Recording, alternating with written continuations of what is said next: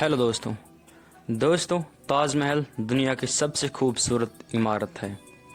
लेकिन दोस्तों, क्या आपने कभी सोचा है ताजमहल को बने 370 सालों से ज़्यादा का समय हो चुका है। आखिर कैसे ये अब तक सरवाइव कर पा रहा है?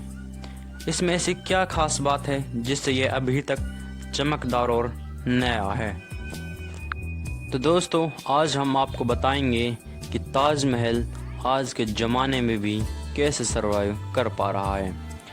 अगर दोस्तों ताजमहल के निर्माण की बात की जाए तो ताजमहल को बनाने की शुरुआत 1632 ईस्वी में हुई थी और ये 1653 ईस्वी में बनकर तैयार हुआ। यानी कि ताजमहल को बनने में पूरे 21 साल का समय लगा।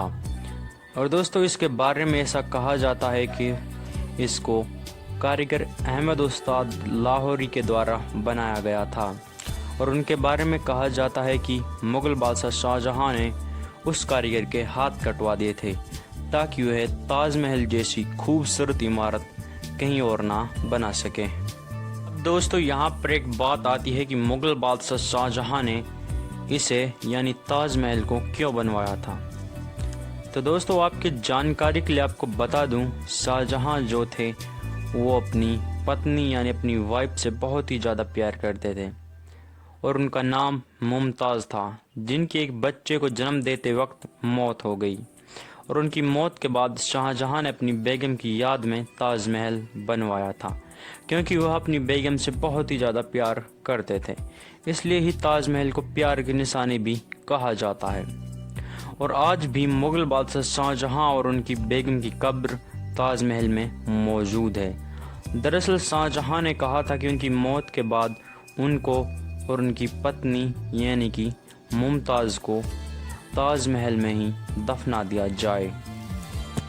और दोस्तों, यहाँ पर एक पॉइंट आता है कि क्या इन बीते 370 सालों में ताजमहल पर कोई इम्पैक्ट पड़ा है या फिर नहीं। दोस्तों, आपको बता दें कि इन 370 सालों में ताजमहल पर कोई इम्पैक्ट नहीं पड़ा है, क्योंकि इसे संगमरमर के पत्थरों से बनाया गया है। और दोस्तों, उस ज़माने में किसी प्रकार की कोई सीमेंट नहीं थी, इसलिए इसे चूना पत्थर से बनाया गया था, जो कि बहुत ही मजबूत और टिकाऊ होता है। और उस ज़माने में चूना पत्थर का ही उपयोग किया जाता था, जिस वजह से पुराने ज़माने के मकान बहुत ही मजबूत और टिकाऊ होते हैं। और ताजमहल को भी चूना पत्थर से ही बनाया गया है, जिसकी वजह से ताजमहल आज तक सरवाइव कर पा रहा है और आगे भी सरवाइव करता रहेगा। और दोस्तों, ताजमहल के नीचे 22 कमरे हैं।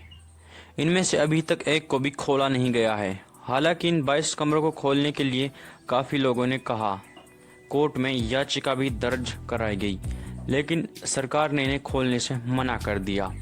और अभी किसी को नहीं पता कि दोस्तों इन 22 कमरों के अंदर क्या है और इन्हें भविष्य में आगे खोला जाएगा या नहीं।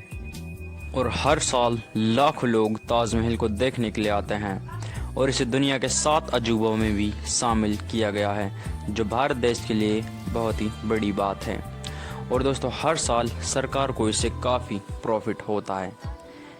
तो दोस्तों, ये थी कहानी ताजमहल की। अब तक के लिए बस ये इतना ही और मिलता है आपको एक नए वीडियो में। तब तक के लिए बाय बाय।